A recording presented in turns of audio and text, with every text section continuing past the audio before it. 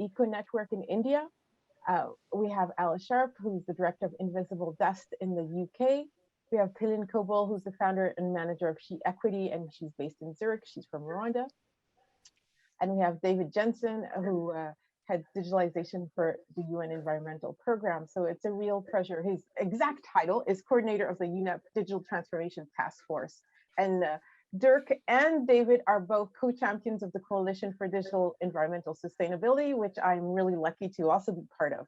And so it's a real pleasure for me today to really talk about collaboration for sustainability in the digital age. And to start us off, Dirk has done amazing work over the years, reflecting from a scientific and philosophical point of view about what it is to live in this Anthropocene age. And so, Dirk, I would like to ask you, what is the significance of this period for human civilization, and what are the implications for our future? Yeah, thank you very much for the question. Thank you very much for having me. This is a big question, isn't it? I mean, my first step would be to say that when we got the SDGs in 2015, the 17 goals, no digitalization, no artificial intelligence, no machine learning, all these debates haven't been there. So the first important point is that we from the sustainability community thought that we have one big transformation to manage. Now we see we have two.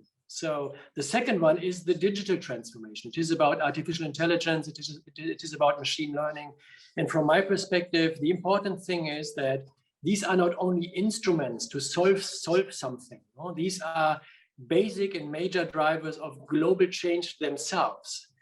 And my point is, Elaine, that we have to bring these two big transformations together to get sustainability right. And what we can observe empirically is that there is no automatism for success. So we have to learn to use the digital innovations and digital dynamics and align them with our sustainability frameworks and thinking to make a sustainable future in a digital age possible. So this is my first thought on that. My second thought is then that there are some big questions. I'm only formulating questions. The first one is that if there is no automatism, how can we think about the missing links and how can we build then the bridges between those? This is an important question.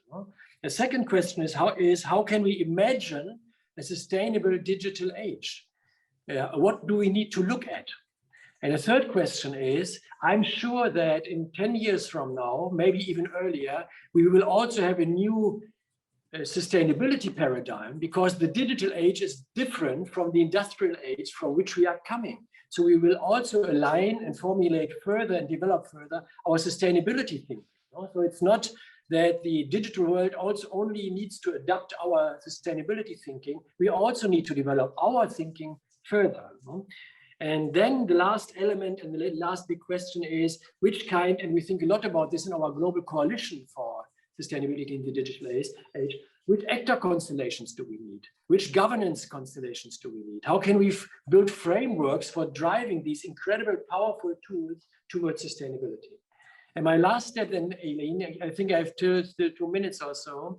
I will focus on 2 or 3 of these missing links, only naming those and making sure what I'm having in mind. How can we bridge the gaps between these two major dynamics? The first thing is macro frameworks, so macroeconomic frameworks. And one example here is, as long as we tax the tax system, as long as we tax labor high and consumption of resources and emissions low, we will see these technologies being used to substitute labor. This is very easy to understand. This is how markets work. So new tax systems needed to drive innovation towards sustainability. Example number 2, a different level, companies. There is a very interesting study from Capgemini, and they looked at the 500 biggest companies on earth. Good news, medium good news. 40% of those do have a science-based climate strategy. It should be 100, of course, but 40% of them. But only 13% are linking systematically their climate strategies with their digital and AI strategies. So at firm level, we also have a gap, and we need to fill this gap. So we need new and different governance, business concepts. And my last example, coming to the end already, My last example is coming now from the AI community. The AI community, David, I think you sent me the link. No? They had a list of best of discussions in 2020. So what have been in the AI community globally the most important and exciting debates over the last year? No? The 20 top hits.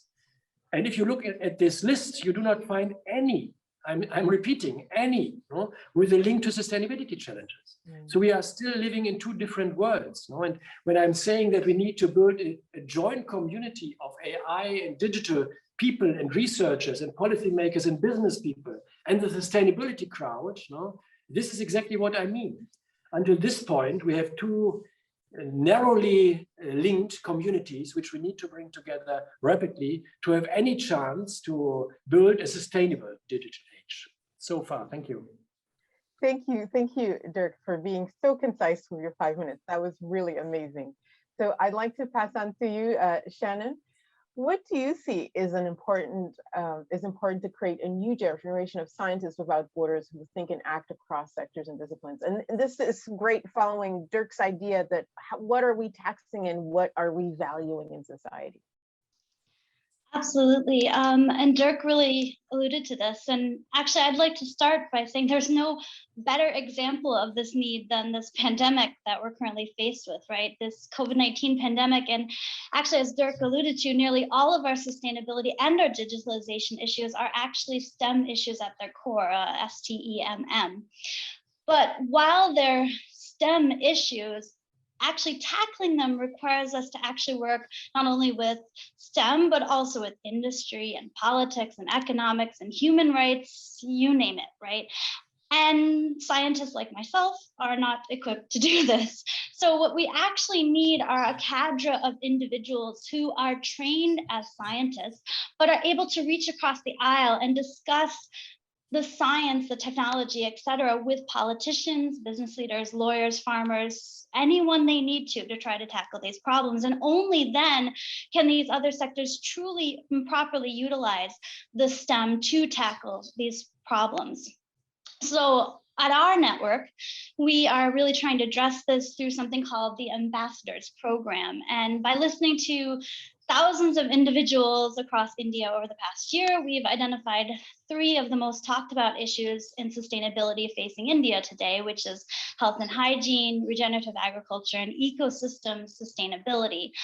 So based on those, we then sent an open invitation to hundreds of individuals and organizations from across the world who were also interested in these topics. And we engaged them in discussions to share each other's values, needs, and goals and build trust among each other.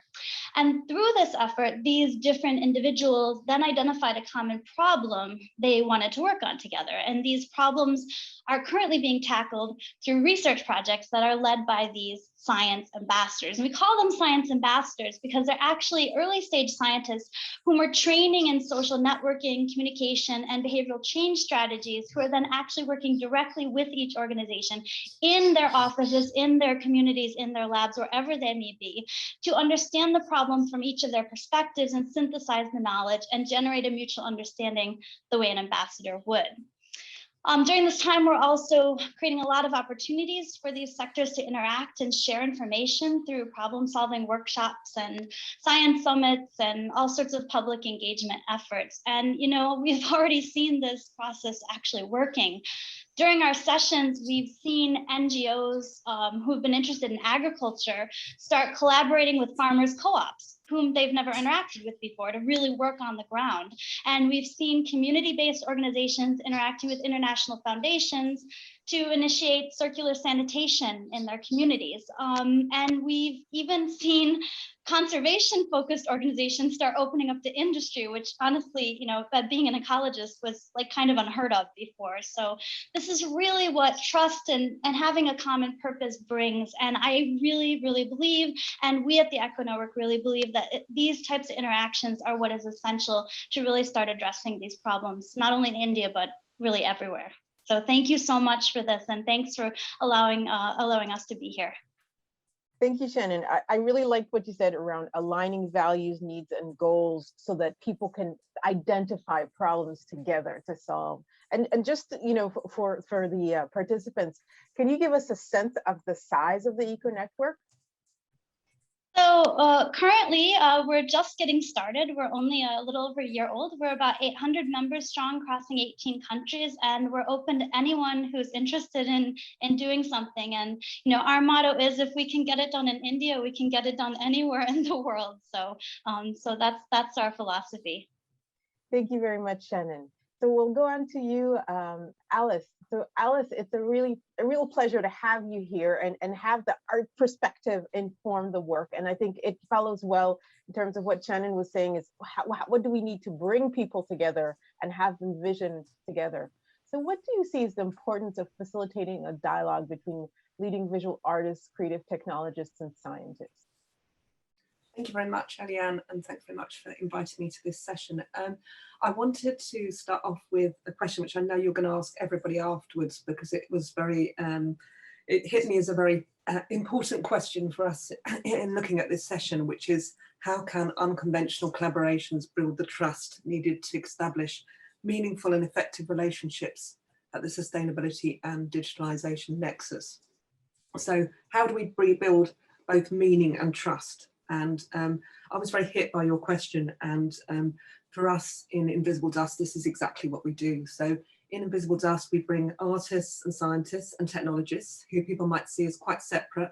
Here in the UK, you have to choose very early whether to be an artist or a scientist. Actually, we bring artists and scientists together and look at sustainability, look at our oceans, look at air pollution, look at climate change. And it feels like to me in this discussion we're having today, which is about digital and sustainability, the ideas of trust and the ideas of meaning are more important than ever, really, really vital to the future. And if we look at digital, one of the things I think is difficult about digital is it necessarily erases the individual. If we look at big data, we're compiling, everyone knows, millions and millions of bits of data on everybody for city planning, for health systems, but this data doesn't identify a person, doesn't identify their thoughts. Obviously, sometimes it does, and that's where actually there are errors, but generally it's very impersonal. And actually, if we're trying to get sustainability, we want a very personal meaning. And I would say that art gives you that very personal meaning. We look at art and we create an idea for ourselves. When you look at an art piece, you think of something that it reminds you of, or you look at a memory. You look at understanding, and you also start to build trust. I think that art's very much about trust. With science, we look at numbers, we look at graphs, and I'm going to give you an example of why I think art does this. So I was going to give you the example about clean air. Now, if we have scientists measuring clean air, what do they give us? They give us, let's say, a busy street. They'll give us the number of particles of a dangerous gas in that street that we're breathing in, you know, particles per centimetre. And although we know that high figure is bad for us, as human beings, how do we relate to that? How do we actually make that connection? And so what we do in Invisible Dust is we bring artists into that conversation, and we did a very interesting project which was called Human Sensor, and I'm not giving slides, but I'll try and describe it to the best I can. The art piece is created by an artist called Kasha Mulga. She creates a costume, and so the performers who are wearing the costume have a mask on their faces, and then they have a costume on their bodies. And they walk along a city street. There's about 6 performers in a very, very busy city. And the artist has been working with scientists from King's College London on the air pollution statistics. And the costumes themselves have sensors in them. So as these performers are walking along the streets, the costumes change from a white, for example, to a red as those performers hit an area of high air pollution. In our cities, for example, when you come to the traffic lights, that's where the air pollution level goes up because everybody's stalling. And so the costumes actually change colour.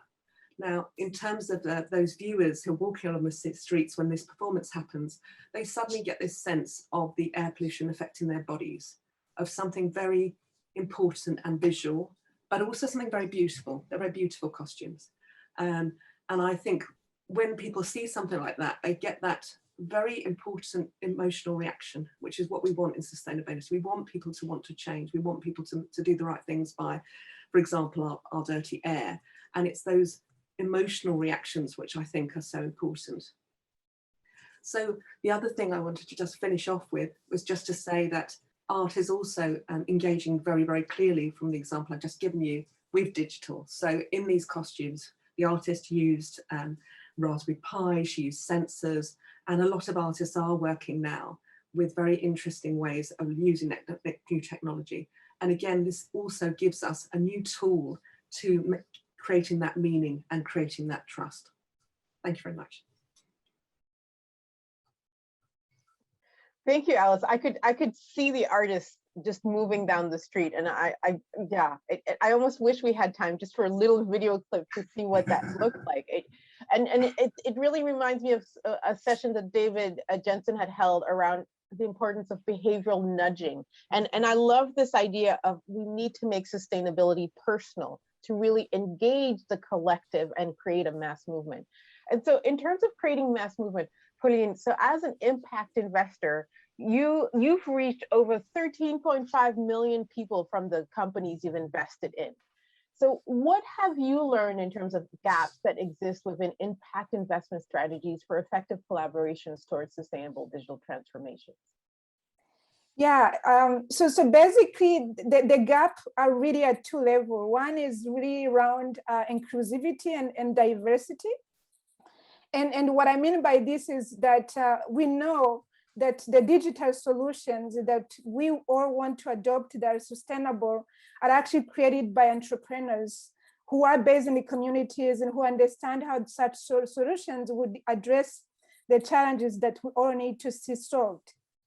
However, in terms of currently the landscape of impact investment, we see in a sense a lack of diversity and inclusivity. Meaning, take example of investing in African continent, for example. So you will find that most of local entrepreneurs will somehow need to find a foreign entrepreneurs to access funding. This is even becoming like a strategy, like if you need funding, find a foreign entrepreneurs that you add on your pitch deck, and then you gain trust of the capital allocators. So this problem becomes even deeper when it comes to investing in women.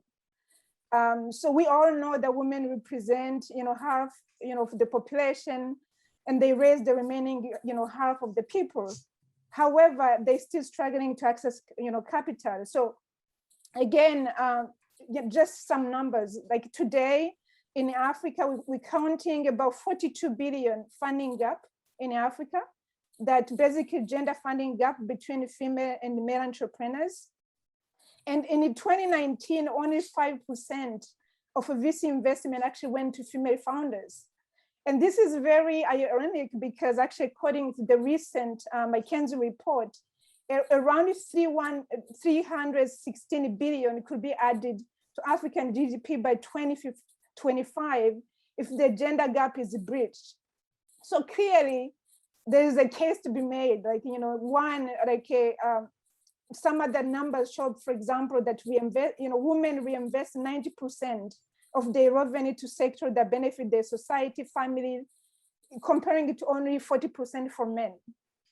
So basically, unless we address this diversity and inclusivity around from like people who actually receive the money, but also the people who are, allocating the capitals, which also today, unfortunately, are not dominated by the local investors.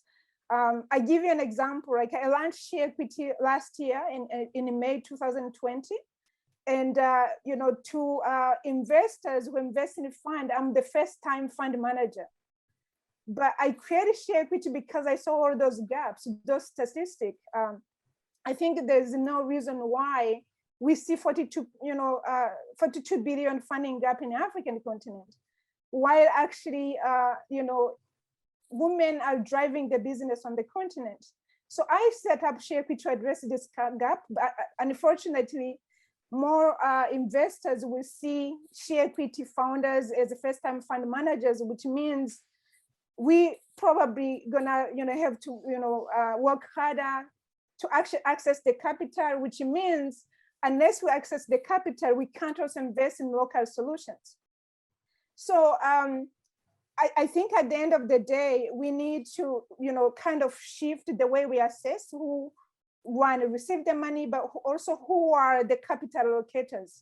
Because if we can put money in the hands of local funders who put money in the local entrepreneurs, whereby the local entrepreneurs actually are trying to address real challenges, and they also understand all the complexity around the solution, we can actually start seeing the sustainable digital solutions in the hands of many people, but also solutions that are also addressing real challenges and lifting up people from where they are. And just maybe to conclude, so again, in a year of investing, the company we invested in are impacting about 50, close to 13 million people on the continent.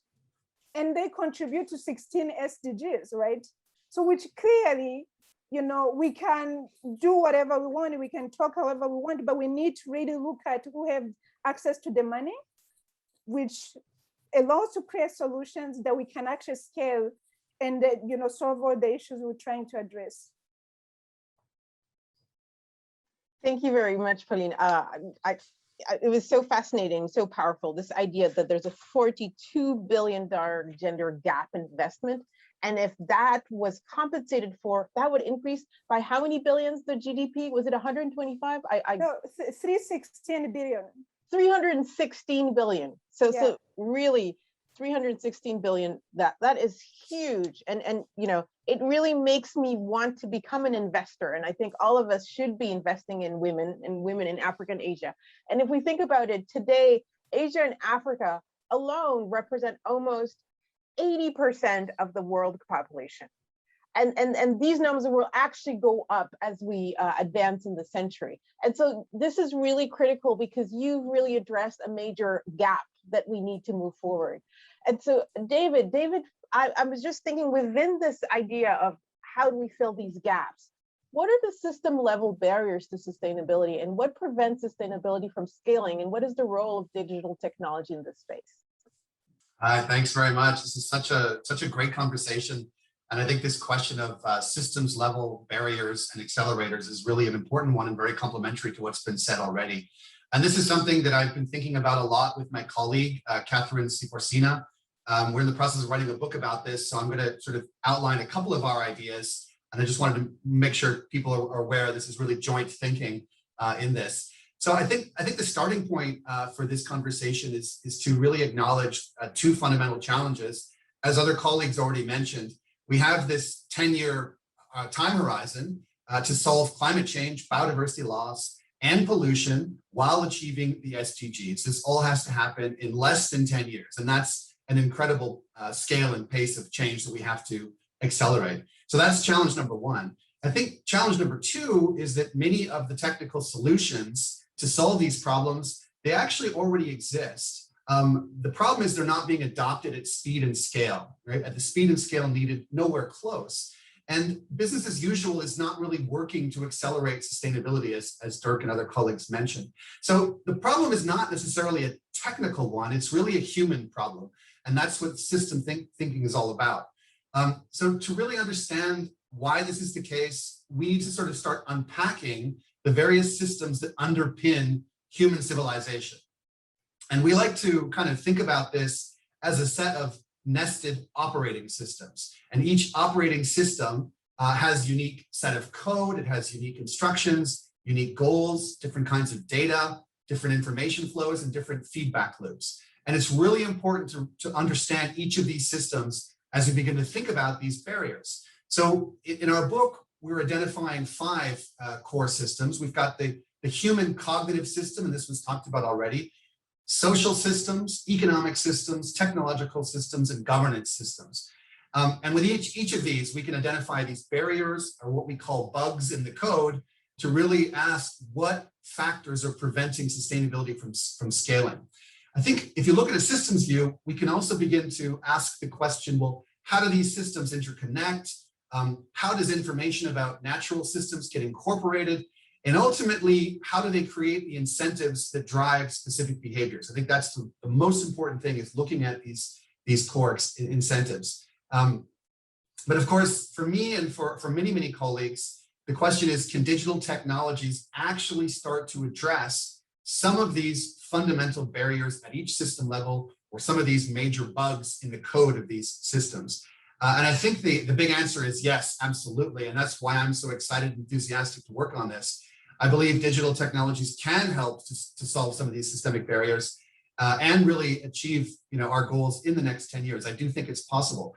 But I also think we have to keep in mind the flip side, that if we don't steer digital technologies to solve these systemic challenges, they will simply amplify business as usual and lead to the death of our planet. And that's very clear. So we really have to begin to steer them in the right direction. Now, we don't have time to look at all the systems and all the solutions, but if you just sort of let me briefly unpack a couple of them. If you look at the human cognitive system, for example, we really suffer from a number of limitations in our brains, right? Short-term bias, we have difficulty translating data to emotional reactions, as was mentioned.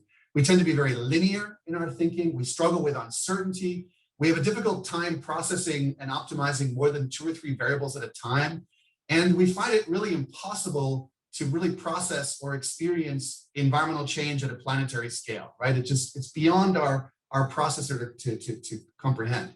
And these fundamentally block our individual behaviors towards sustainability. So of course, the question becomes, can artificial intelligence extend our cognitive capabilities to overcome some of these challenges? And I think there are many examples where the answer is very clearly, yes, it can.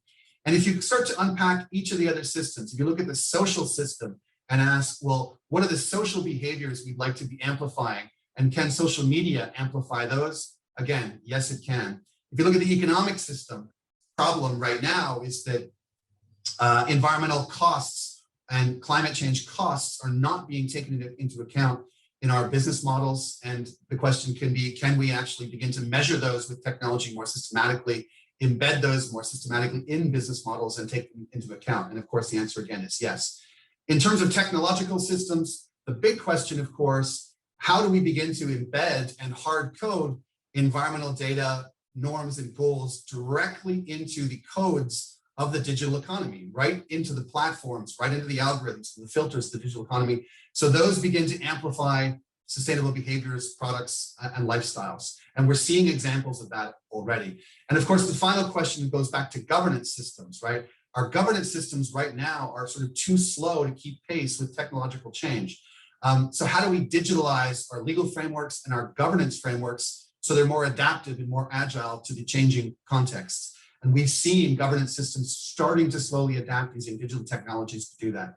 So this is one of my hopes for UNEP's digital transformation program, is that we begin to take a system level approach, a systems mindset, identify the barriers at each of these systemic levels, and begin to use digital technologies to remove those barriers and accelerate action. Thank you, David. You've packed a lot in very little time, and it really just is testament to how deep we need to go in this conversation to really bring about the changes we need, transformational changes within planetary boundaries. So this is really exciting for me in terms of moving on to our next question that Alice has already alluded to. And so just in terms of all of you, this is a general question, and it's a bit more of a deep dive in terms of what are the unconventional collaborations you've built that can help us really build the trust needed to establish meaningful and effective relationships at the sustainability and digitalization nexus. So Dirk, I'll start with you. Can you talk a little bit about unconventional collaborations that you've been involved in that build trust at this interface? Yeah, of course. Thank you very much for the question. Maybe 2 or 3 examples. One is very concrete. In our agency, we are working with 1,800 people, most of them scientists in the field of sustainability. And we are building up within our organization now a group which will be composed by experts from the digital world. So artificial intelligence people, machine learning people. We will bring these two different communities together under one roof in our organization. So this is number one. Number two is also an interesting conversation which we are having in the German and European context. We are cooperating with the Industry 4.0 platform. This is the digital business world in the German and European context. And we are working with them together on sustainable solutions in digital-based industries. Now, because in the German context, industries are very important and relevant.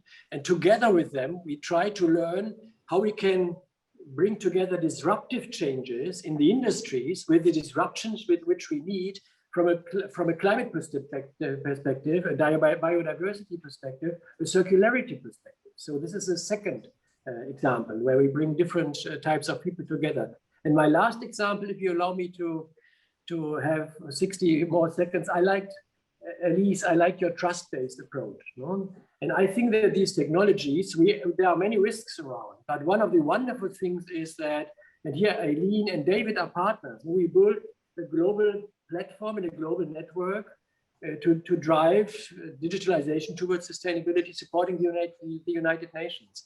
And the technologies which we have now, and we have not added to it actually the real virtual world. I think there is a next dimension, there is a next step.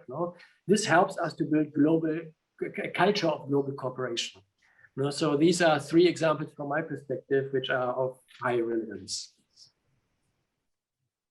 Thank you very much, Dirk. And this idea of the importance of culture, how do we bring culture in this space where we're looking at digitalization, where we're looking at transformation, is a really critical one if we really want to be nudging change globally. And so I really appreciate what you shared with us and the breadth of how you're working within already the 1,800 people and then going on to Industry 4.0. So that's really powerful. Shannon, I'd just like to go to you and just say, so what have you been involved in terms of unconventional partnerships in this space? I mean, our whole network is based on the idea of unconventional partnerships, right? But actually, in your question, I really want to focus on that key word of trust, because I think it's often used, but it actually takes a huge amount of work to build trust, because it's at the heart of solving any problem. And you actually have to bring people from different walks of life together and build trust for a common purpose.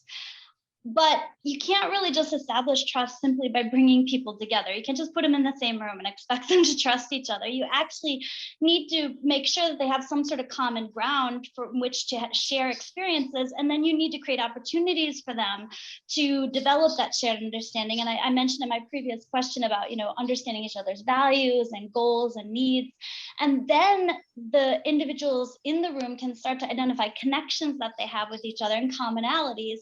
And that's really what forms the basis of trust. And only then can they really start working together. And lots of people skip this step. They bring people together in the same room, but they don't take the time to build the relationships that are needed for trust and collaboration. And that really has to come first. And it's really what our network focuses on, is this idea of relationships.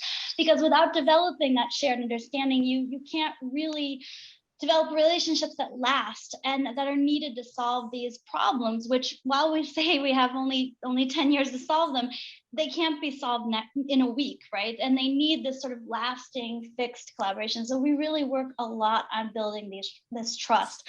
That's one of the key focuses, and why we're called the Echo Network, because we feed back and we take in what we get from our network members. I just want to add that and I just want to give a huge hey and great to David, because I'm totally agreeing what he said. I think we do actually have all the capabilities of solving these problems, and what is blocking us is this trust. It is building these connections, and that's really part of that human nexus that he mentioned. So yeah, it's a great question, Eliana. Thank you so much. Thank you, Shannon. So Alice, I know you've already started alluding to this question, but I know the richness of all of the things Invisible Dust has been involved in. So could you share more examples with us? Yeah, absolutely. And I was just thinking through some of the things that David mentioned of the kind of possibilities of digital and AI for sustainability. And I think it's very complex. I think that there are contradictions right the way through the way that we're talking about the digital future. For example, how do we value things? How do we value? So if we look at something like the air pollution example, how do we value clean air? Okay, if you're an economist, you'd say that bit of clean air, it'll cost that much to, you know, clean it up and stop the vehicles. If you're a scientist, as I pointed out earlier, you say, I'm going to measure it and give you this. But actually, to a human being walking down that street, what is the value of that air? It's about my children being able to go to school without suffering with air pollution that might affect their asthma. You know, that's not something that is very easy to measure. It's not very easy to. So I think that one of the things that art can do is bring in this value for us of all these different areas that David was mentioning. So you do have that opportunity to look at, you know, the environmental change from all the different perspectives, but each time looking into it, into that personal effect for us. And I think that that's the difficulty, as he mentioned, that the economic models don't take in environmental considerations, but they also don't take in personal considerations. So there's two sort of parts to it, and I think that maybe some collaborations through these different areas could really you know, expand that kind of personal feelings about these things.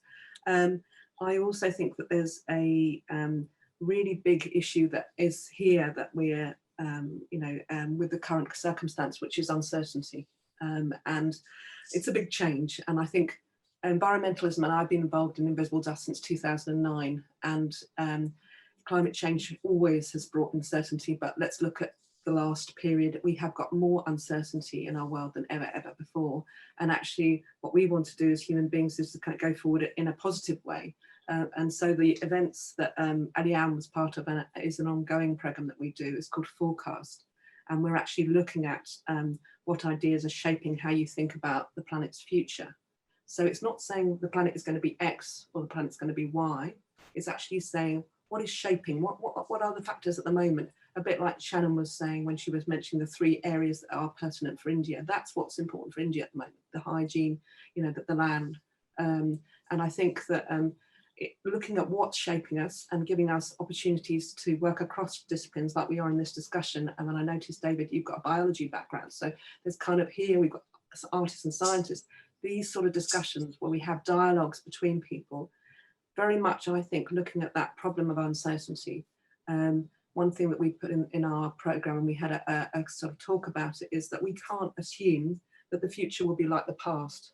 And in fact, that was something that Dirk mentioned as well. You can't plan for the future in the way that we did in the past. Everything is actually unknown. And that is a really important thing going forward for our future, that if we're looking at digital, we're looking at sustainability, there are so many uncertainties. Where do we start and what sort of connections do we make in the positive, and actually have that language that I think quite a few people have been talking about, to ensure that the digital world is both sustainable and equitable, which is the point that Pauline's bringing in, that, you know, the entrepreneurs, the business people that are being focused on are men, and actually they're missing a massive amount of people. And this is very, very important in the digital world. I think everyone knows digital is even worse than just business. The number of, I think, in England, I think it's something like 90% of people involved in AI are men. I mean, it's really, really extreme. So I think one of the areas that she's brought in, which I think is incredibly important, is bringing women into digital. Thank you very much, Alice. That is, it's such a great segue in terms of just asking Pauline. So have any of your investments been at the big data AI interface, and how hard, you know, has it been trying to identify women leaders at that interface to invest in? Yeah, they have. In fact, there's one company called Superfluid, and actually their core business is really around intersection of AI and data analytics. And so what they're doing is working with other entrepreneurs to help them understand their customers, but also understand how, you know, how do you know that the solution you're putting to the market is working? what are the things that you're supposed to be monitoring? Also, how do you collect a feedback that allows you to improve your solution, your business? And so Superfluid right now is working with a company across 10 countries in Africa, and they're growing. And one example of that was interesting. They're working with this other company called Wind Energy, which is basically empowering a woman to have access to green energy. Exactly. And one thing that was not so obvious to the founder of Wind Energy is like, how do you actually know, among the people who are allowing you to distribute your solutions, who is actually performing better? And so they have been working with many women, and most of them will come and work part-time because they have families. And there was in 10 discussions, should we reduce the number of women working with us because they don't show up all the time? And sure enough, through this data analytics, they were able to see that actually those women are performing way, way much better than men who are spending more hours. So just confirming again, one, addressing the bias that are always there when it comes to dealing with women. There's a lot of assumptions. And what Superfluid is doing, going beyond the typical, analysis, actually to go deeper, understand the community, understanding what time is better to sell and how does it work. And then, for example, they realize if they go, they show up at the time when both men and women are at home, they're most likely to sell, because actually women would influence somehow what customers are buying. And the other example, it's called Medisaf. It's a company based in Nigeria, and it's basically, this company is looking at addressing the whole inefficiency in healthcare system in Africa. So we're talking about COVID today. I think everyone is now paying attention around healthcare. But Medisaf was there before, and one of the main issues that actually had, pushed them to start the business was this issue around fake medications. And there were, solutions around this before, and those solutions were around, like an app that you can use to scan, a box of a medicine when you buy it, but this was not enough. So what Medisaf has done is actually set up an end-to-end tracking of pharmaceutical, from the manufacturer to the clinic, hospital, to actually the consumer of the medicine. And this company alone is impacting around 13 million of people in Nigeria, and they're ready to expand. And again, when you talk to the founder and she tells you her story about trying to fundraise or other issues she goes through, those are the reason why share equity exists. And one other thing I wanted to add that linked to the previous question, by the way, around trust and the bias, is also us to realize, in the area of agriculture, again, I focus on Africa, so I'm giving examples specific to Africa. So you see a lot of small scale farmers who are not necessarily digital, because when they start farming, this wasn't a talk. And it's going to take them so much to actually for them to learn how to become digital. But there's this opportunity for actually the young entrepreneurs to bring digital to those small scale farmers. And the opportunity that will be unlocked is huge. I mean, I have a more example, but I don't want to, keep talking. I stop here. Thank you. It's really amazing to see what happens when opportunity is given to marginalized people who aren't usually, brought to the table and given finance to move things forward. So, David, in terms of this round, just to go back to the initial question I was asking, I just got very excited when between Alice, Shannon, and Pauline, in terms of how do we actually bring out these examples. So. How do you see unconventional collaborations building trust needed to establish meaningful and effective relationships at the nexus of sustainability and digitalization? It's a great question, and typically the term unconventional and United Nations don't really go well together oftentimes, and we're really trying to change that. I think just to give you a sense, when I came into this new role and we established this new digital transformation program, I had sort of three things I wanted to change immediately. The first is not starting with technology at all, but starting with people and starting with culture.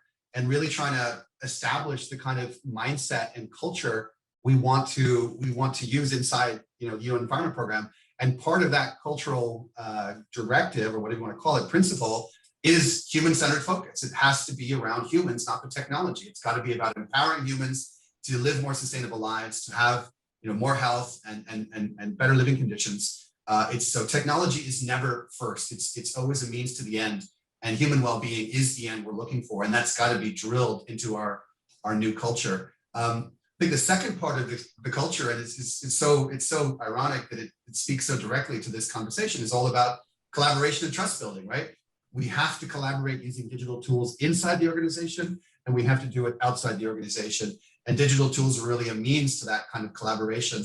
And as we talked about, I mean, it's got to be collaboration at scale, at global scale. That's the level we have to achieve. And part of that is going to be about trust building, as we said. And so that's, again, part of what we're trying to change. And the third, again, is about uncertainty, right? We have this idea in the UN system about sort of theories of change and projects, and kind of where every assumption is almost that we know the future and that we have these predictable pathways that we can influence. And my point has been, it's just no longer the case, as you guys mentioned. We have to begin thinking about uncertainty, and we have to sort of start separating projects into these sort of two baskets, kind of, I don't want to say this in a negative way, but kind of business as usual projects. And then a second category, which is systemic transformation projects, right? These big moonshot projects where we're actually trying to change the systems themselves. So those are sort of the three first things I brought in. But a second example, going more to your question, we were doing these internal sessions called digital discovery, where they were meant to be sort of internal capacity building around a certain digital topic. And we were getting a couple hundred people into these sessions every month. And we said, well, why don't we just open these to any stakeholder that wants to join? Why should we keep this internal to UNEP? We're bringing amazing speakers in. Let's just open this up and make this a public shared digital discovery session where all stakeholders can learn about these topics. And then we did that. You know, we opened it up to civil society, governments, private sector, and that's kind of an unconventional step. And part of me is trying to really, again, build those relationships and show that we're all in this together. There isn't sort of, you know, the UN and other, it's all of us together collaborating. And I think that is part of what we're trying to do in those sessions. And I think the other point, and I'll end here, is this coalition for digital environmental sustainability. This is really meant to be a bottom-up process, multi-stakeholder process, where we collectively discuss and try to agree on the big vision, on the big values, and on a set of common goals for linking these two sectors, digital transformation and environmental sustainability. And if we can actually, you know, get that kind of a framework together where a bottom-up process agrees on this big picture, then we can potentially take that forward in various coalitions of the willing to actually try to make those system level changes we've been talking about in the session. So certainly my goal is unconventional cooperation, unconventional collaboration, and I hope the system itself, the UN system, can support me in taking that forward. Thanks. So thank you very much, David. So just to let the participants know, if you do have questions, I would really like to encourage you to share any questions you may have with us.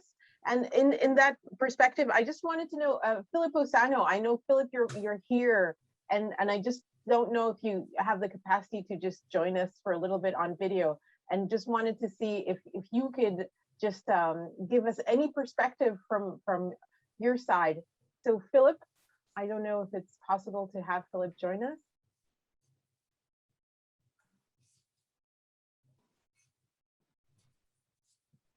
I think you probably need Glenn, I'm not sure.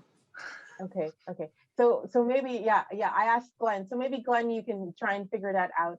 So really, this has been an amazing conversation. We have about 10 minutes left. And I had one last burning question for all our amazing panelists. So what do you see are barriers to connecting different communities, and how can we overcome them?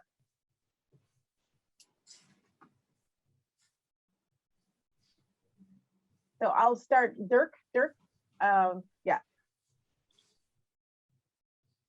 I mean, two quick thoughts. So the first one is, we need to build these coalitions, and we all talked about it. You know, and I think this is very important. So scaling this up, bringing these different coalitions and actors together. This is what needs to be done. This is idea number one. No? I have a critical aspect, which is my idea number two. I'm interested in civilizational mechanisms, longer term trends, and how we evolved. I have been doing books on the evolution of human cooperation, for example, as we are talking about cooperation, you know. And I've been doing also research on the evolution of technological dynamics. And if we are looking to the past, no, we really need to do it differently this time, because the historical pattern is that we invent an incredible bulk of innovations and technological tools, no, with huge potentials, but then we are using it to fuel the past. And only over time we learn to use it in a more progressive way. No? I will give you two examples, and this time we need to do it differently. No? Two examples. The first, the printing press. So without the printing press, no democracy, no enlightenment, no science, no democratic society and everything else. No? But in this period, actually, it reproduced hate speech. No? It fueled the 30-year war in this century. No? Because so it has not been used with all these potentials for good. So then the Industrial Revolution, again, the potential for producing wealth for hundreds and hundreds and billions of people for the first time in human history. No? But what we did during the first 100 years is exclusion, exploitation, destruction of ecosystems. And now we try to use the progressive potentials of these technologies. No? So this time we have to make it really different. This time, from the beginning, we need to learn to link the positive and progressive potentials of these technologies we have been talking about towards sustainability. No? And this is not business as usual. The business as usual pattern is what I talked about. Thank you. So thank you very much. Thank you very much, Dirk. So this was really powerful. I think Philip can now join as a member. So Philip is the director of the Stockholm Environmental Institute in Nairobi. And just in case if I see you, Philip, that'd be great. And if not, oh, great, there you are, Philip. So maybe you can just address your last question to the whole panel as we close in our last 8 minutes. So I'll let you speak, Philip. Pleasure speaking from us from Nairobi. Pleasure having you here, Philip. Okay, we can't hear you. Are you muted? Oh, yeah, no, we can't hear you. Oh, that's too bad. Okay, so I will just share with the group the question you had, and I really like it because it really builds on what Dirk was saying in terms of how do we make this as inclusive as possible. And you were talking about the importance of digital literacy, open data, and infrastructure in terms of software and hardware, and how can these be dealt with to ensure that no groups are left behind. So this really dovetails well into this discussion we're having right now. So Shannon, any points you'd like to add on to this? So I think that in terms of this issue, I mean, this is a huge issue for us also in India, right? Where we have huge stratification across different peoples and different cultures and different languages, and a massive digital divide as well. So really doing this, you have to bring all these different sectors to the table. You actually have to bring everything from local communities all the way up through to state and national government level organizations to really work together and to really share this sort of common purpose. And it's very, very true that, and we see this also in India, that these problems are not going to get solved until the people at all ends of the spectrum have the capability, not just the will. The will is there and the passion is there. It's the actual abilities to be able to tackle these problems. And so that really requires working with a lot of community organizations that oftentimes don't have the connections, the resources, or the political or physical clout to actually be able to achieve the things they want for their communities. But they're really they're the key to all of this. So great, thank you. So Alice, in 1 minute, what can you add to it? Very quickly, I think that art has a really important role to play in breaking down the barriers because of it being a universal language. So if you look at the human sensor piece that I was talking about earlier with the mask and the costume, as those performers walked down a very busy London street, they were filmed.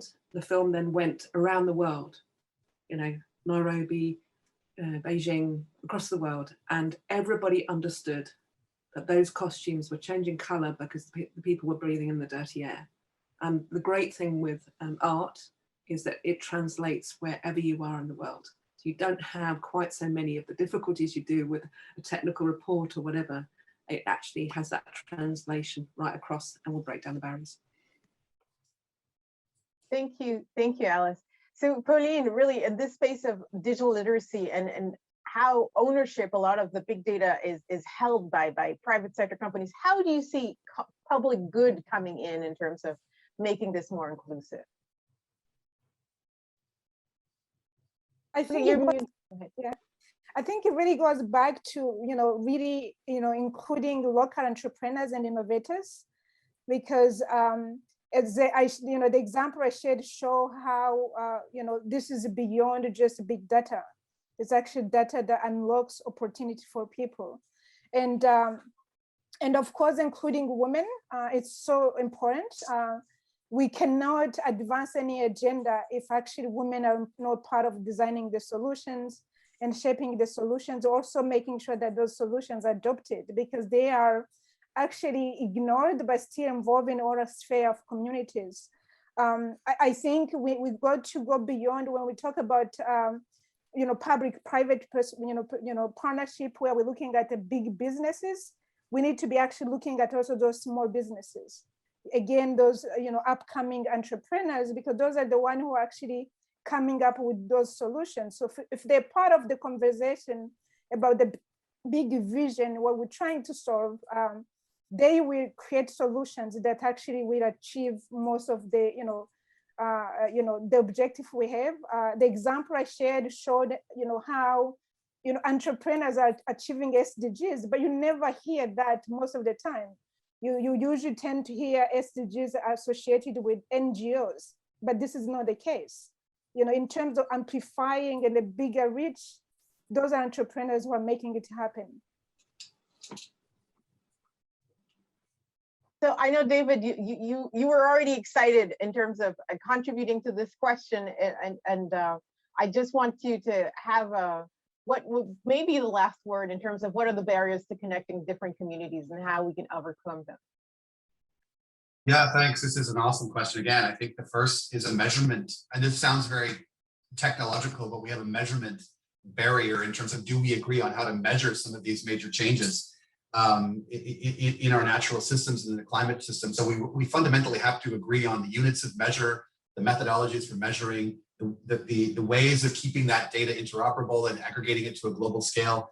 That's all fundamental, and that all has to happen. But I think the second issue is this question of translating measurement into meaning, as was mentioned earlier. Those measurements and those values mean different things to different people, different cultures. And how do we reconcile, the diversity of values and the meanings that people attach to these measurements? I think those are the two, fundamental barriers that we have to really think through and solve next year if we're going to start scaling some of these solutions.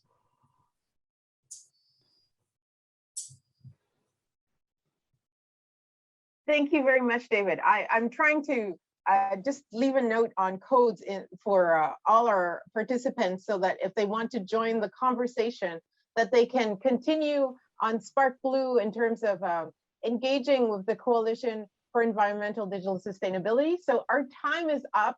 I really deeply appreciate all our participants. Philip, I don't know if we can try and see if your sound is available now. Can you hear me now? Yes, I'll give you the last word. Thank you. Well, just to thank you for this opportunity, and I quite appreciate the insight from the panel. I look, of course, forward to engaging on this space. This is something that, particularly for Africa, it's become a very pertinent issues, and some of the issues that are raised, which you did mention about digital literacy, also the issue of open data. But also I think the issue that we shouldn't forget is infrastructure. That is the infrastructure that build up the whole system for digital engagement is a critical part of what has to be part of the conversation. Otherwise, thank you so much. And I look forward to engaging with this process as well. Great, great. Thank you, Philip. So thank you, everyone. I really would like to thank my amazing panelists. You're doing amazing work that is really helping us disrupt and transform how we move forward personally and collectively. So I just deeply appreciate the amazing work you're doing. Everyone, keep enjoying SRI 2021 and see you again in 2022, maybe in person. So take great care, everyone. Thank you very much. Thank you.